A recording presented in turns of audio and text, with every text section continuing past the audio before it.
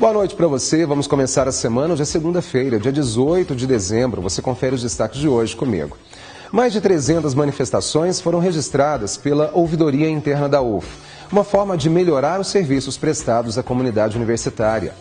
Cuidado com os excessos de comida no fim do ano. Como fazer um cardápio saboroso e mais saudável. Quando o dinheiro está curto, uma boa opção é preparar e congelar o alimento. Você vai saber como preparar aí as marmitas e mantê-las também em perfeito estado de conservação. Escritoras apostam na literatura infantil, um universo cheio de novidades para a meninada e estímulo também à leitura ao longo da vida. Tem muito mais? O TV Notícias está só começando.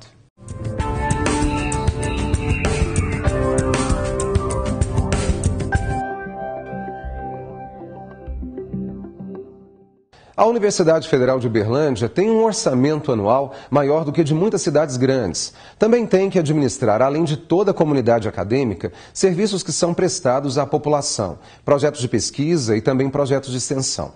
E para melhor atender estudantes, professores e técnicos, tem um canal de comunicação junto à ouvidoria da UF. Em 2017, foram registradas mais de 300 manifestações. Elogio, críticas e sugestões sobre o funcionamento da Universidade Federal de Uberlândia. O espaço que recebe as manifestações da comunidade é a ouvidoria. No setor é possível também fazer consulta, denúncia, reclamação e solicitação de serviços. O que passa aqui dentro da ouvidoria é só aqui que é resolvido, né? Só em casos que a gente pode fazer a intermediação, né? A mediação de conflitos, alguma coisa que a gente pode trazer outras pessoas também que estejam dentro do processo. Em 2017, a ouvidoria recebeu um total de 365 manifestações e o tempo médio de resposta foi de 23 dias. A gente quer melhorar cada dia mais, dar uma resposta mais rápida para os manifestantes. Então foi um ano positivo, as manifestações continuaram na mesma quantidade dos anos anteriores e com respostas mais rápidas. Então a gente entende que a ouvidoria foi sim uma fonte, um lugar de ajuda na resolução das manifestações da universidade. Uma novidade que agilizou o serviço na ouvidoria foi a mudança no sistema de registro das manifestações. Desde julho de 2017, foi implantado o sistema eOuve. Esse ano a gente resolveu aderir ao eOuve, que é um sistema do governo federal de registro de manifestações e atendimento dessas manifestações. Para o demandante isso foi bom, porque ele vai ter um sistema online de acompanhamento das suas manifestações em tempo real. Então ele pode, a qualquer momento, com o número de protocolo que foi gerado dessa manifestação, ver qual que é a situação dela. Para nós, internamente, esse sistema foi importante para o bom registro dessa manifestação, o catálogo dessa manifestação, para a gente ter arquivado de forma organizada. A ouvidoria da UFO existe desde 2008. Está localizada no bloco 1A do Campus Santa Mônica e recebe manifestações de pessoas da comunidade interna e externa. A ouvidoria está aqui no bloco 1A, né, na sala 133, aqui no Santa Mônica. E a gente também tem o nosso e-mail, que é ouvidoria@reito.uf.br. E tem o site também, que é na UF, você vê a ouvidoria, nós temos um sisteminha lá, que é Ouve, que é onde você vai preencher um formulário que ele é autoexplicativo e a gente tem acesso, a pessoa tem acesso às informações. A comunidade acadêmica reconhece o importante papel desenvolvido pelo setor. Só assim que a universidade pode melhorar, né, pelo fato de que quem vive a universidade no dia a dia, que é capaz de dar retorno a respeito do que está funcionando, o que precisa ser aprimorado e tudo mais. Sim, eu acho bem importante. E é um auxílio também para o estudante que fica desamparado em alguns setores da faculdade. Acho muito importante que a universidade ouva as demandas dos alunos, né? Porque a universidade é feita pelos alunos. Então a gente tem que ter um espaço que a gente possa contribuir e construir junto. O fim de semana foi de sol na maioria das cidades e pouca chuva foi registrada no Triângulo Mineiro e Alto Paranaíba. A segunda também começou bem quente. Vamos à previsão para esta terça-feira.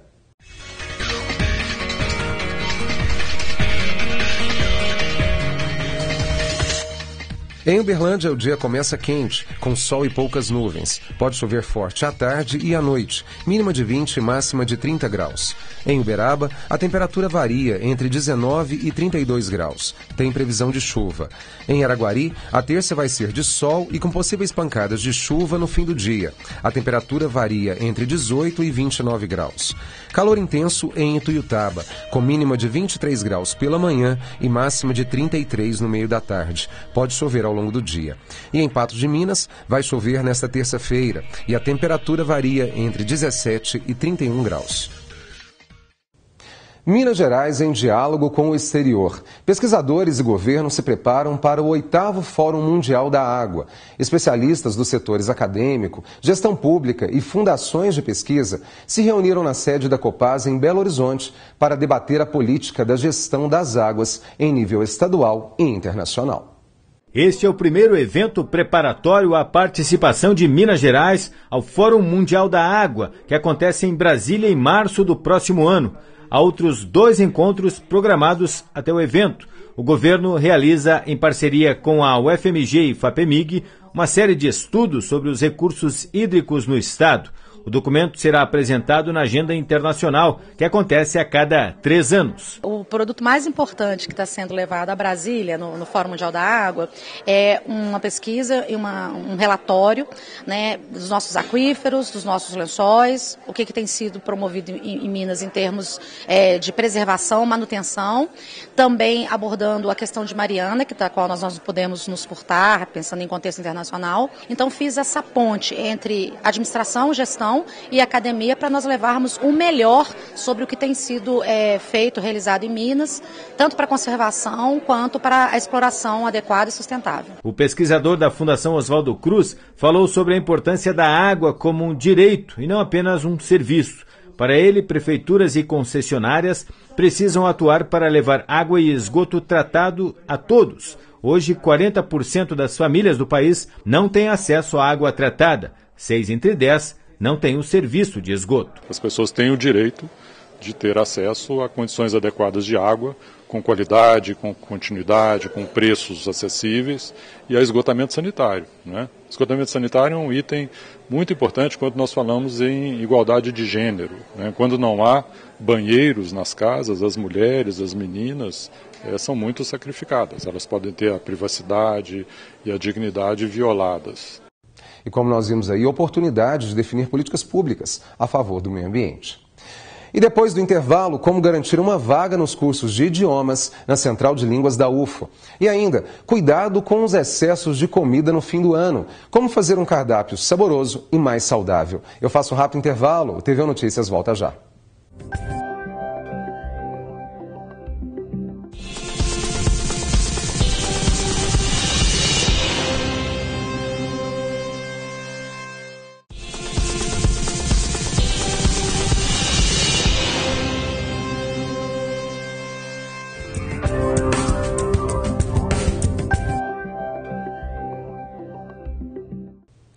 O governo de Minas Gerais anunciou medidas de combate a maus tratos contra animais no estado. O decreto irá regulamentar legislação que define os tipos de crime e cria multas para os infratores, que podem chegar a R$ 3.000.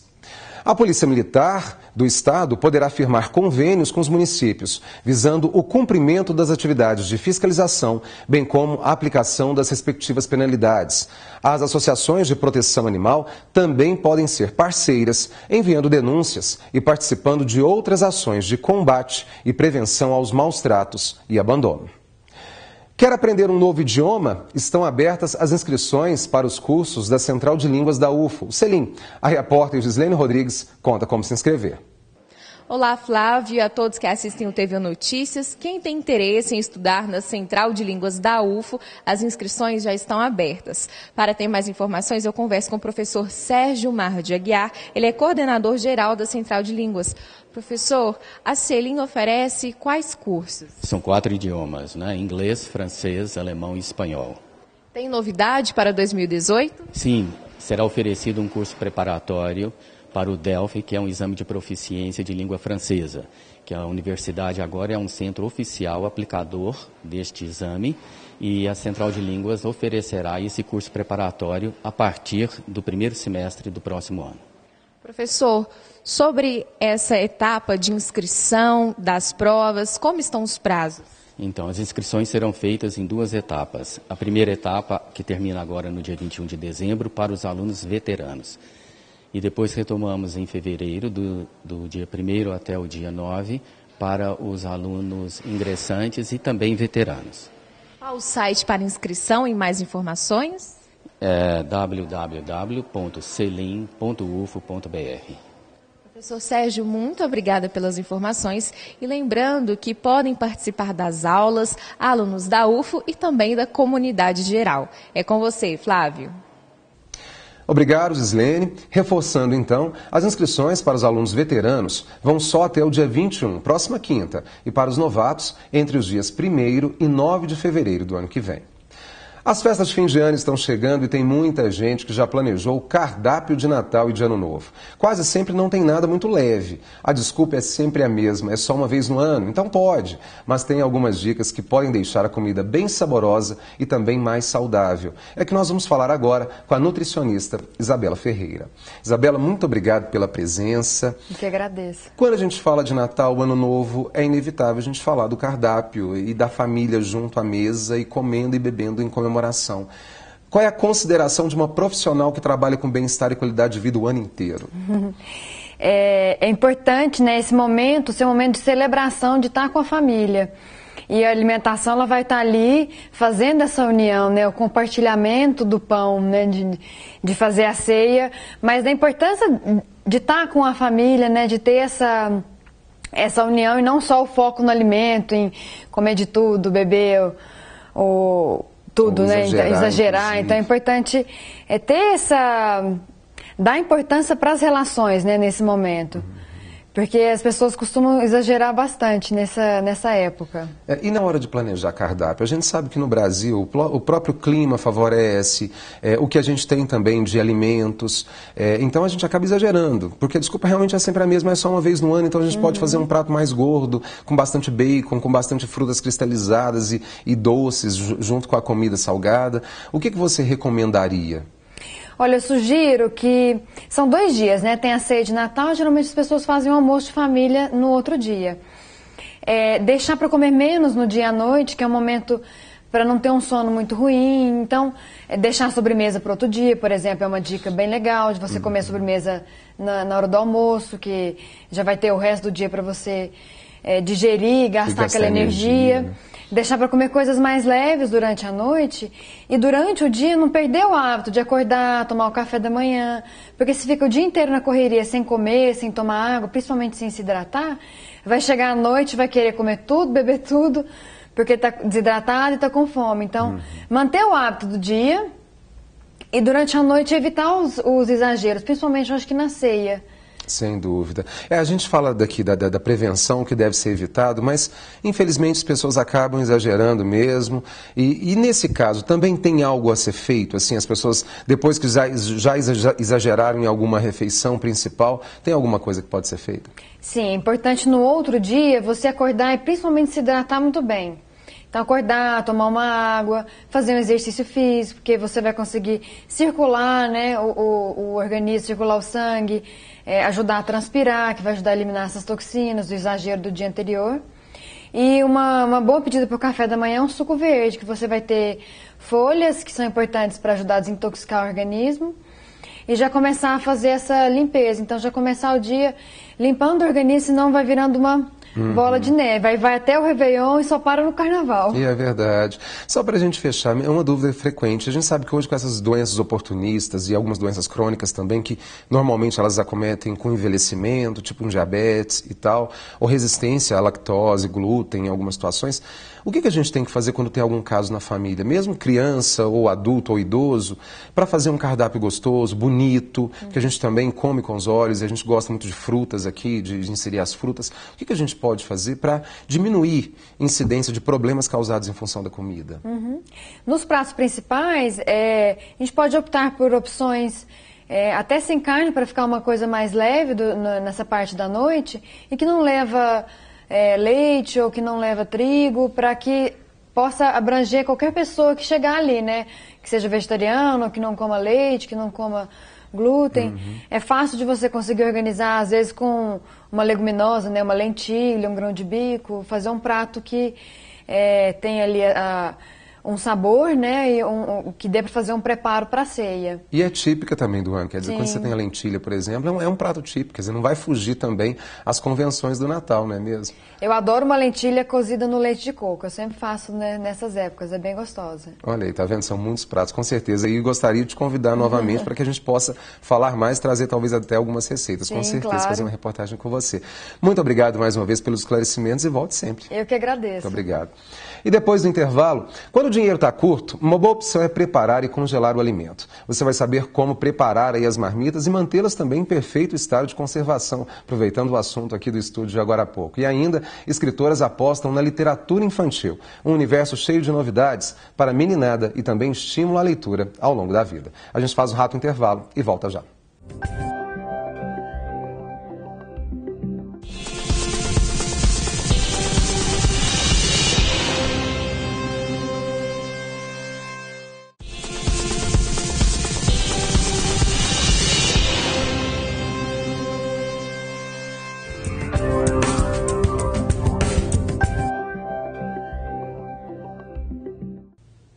Os vereadores de Uberlândia aprovaram a prorrogação do prazo para que os contribuintes paguem as dívidas pendentes com o município até o dia 31 de janeiro. Entre os benefícios, descontos de até 90% em juros e multas. Para pagamento em cota única, o boleto pode ser impresso diretamente pelo portal da Prefeitura, que é o www.uberlandia.mg.gov.br. No caso de parcelamento, é necessário comparecer à plataforma de atendimento do Centro Administrativo de segunda a sexta-feira, de meio-dia às 5 da tarde. Quanto aos cidadãos com títulos protestados, é necessário procurar o cartório de protestos em Uberlândia para aderir ao Refim e ter os mesmos benefícios para quitar as dívidas. E quando o dinheiro está curto ou a gente quer perder uns quilos, muita gente aposta nas marmitas como alternativa. As congeladas, então, estão em alta, seja pela economia, praticidade ou pela opção de uma alimentação mais saudável. Porém, uma coisa é certa, é preciso tomar alguns cuidados para que o congelamento e o aquecimento da comida seja seguro. A Cida tem a rotina corrida, trabalha, cuida da casa e da família. Cozinhar só se for com praticidade. Não é à toa que congelar alimentos já é rotina para ela. Eu não tenho muito tempo, né? A minha vida é muito corrida, então eu gosto de fazer os alimentos, já congelo tudo e já deixo pré-pronto para mim na hora do almoço. Segundo esta nutricionista, grande parte dos alimentos pode ser congelada. Os alimentos que são hidratados, por exemplo, uma melancia, alface, batata, eles não devem ser congelados. O restante todos estão aptos para isso. Em média, os alimentos congelados duram de 3 a 6 meses no freezer. Escolher o recipiente correto é fundamental para que a comida dure e não seja contaminada por bactérias. Os vasilhames ideais para congelamento são os vasilhames mais resistentes, os que vedam completamente a entrada de ar e geralmente já vem vasilhas específicas para congelar. Então, na hora de adquirir algum produto, vasilha ou seja vidro específico para congelamento. Existem vasilhas de plástico que precisam ter uma distinção que elas não tenham bisfenol A, que é uma substância contida já nos vasilhames que podem causar alterações à saúde. Elas são cancerígenas, elas induzem a alteração hormonal. A dica para fazer os legumes durarem ainda mais é o método do branqueamento. É simples, cozinhe alimentos como cenouras e brócolis no vapor por cerca de 3 minutos. Logo depois, mergulhe os legumes em água com gelo. A ideia é interromper o cozimento. Após 5 minutos, escorra a água e seque com um pano limpo e seco. Secar os vegetais antes do congelamento ajuda a conservação. Pronto! Agora é só distribuir em potes ou sacos plásticos com fechamento e congelar. As dicas não param por aqui. A Cida, por exemplo, ainda tem um montão de dúvidas. Eu posso congelar um alimento quente assim que eu termino de preparar e colocar no freezer? Colocar o alimento quente no freezer, eu estou prejudicando a circulação de ar da minha geladeira, do meu refrigerador, estou danificando também a temperatura dos outros alimentos. E isso pode dar uma certa contaminação, está tendo alteração de temperatura, então não é ideal. Eu posso tirar uma vasilha do freezer com alimentos, posso usar só um pouco e voltar de novo para o freezer com o restante que eu não usei? Recongelamento, ele não é indicado. O modo mais fácil é você dividir as porções na quantidade certa que você vai usar no dia. Se você fizer uma quantidade muito grande e descongelar, o correto é fazer aquela preparação toda e congelar o preparado. Se você for cozinhar, refogar, faça a preparação e depois leva para o freezer. Agora, recongelar, tirar uma pequena parte e depois congelar de novo, não é uma técnica saudável. Se você tem pouco tempo, dá para preparar o cardápio da semana em algumas horas, dividir em porções e congelar. Para não esquecer do que guardou, você pode etiquetar o vasilhame. Agora não tem desculpa para comer de forma saudável. Que tal colocar tudo isso em prática?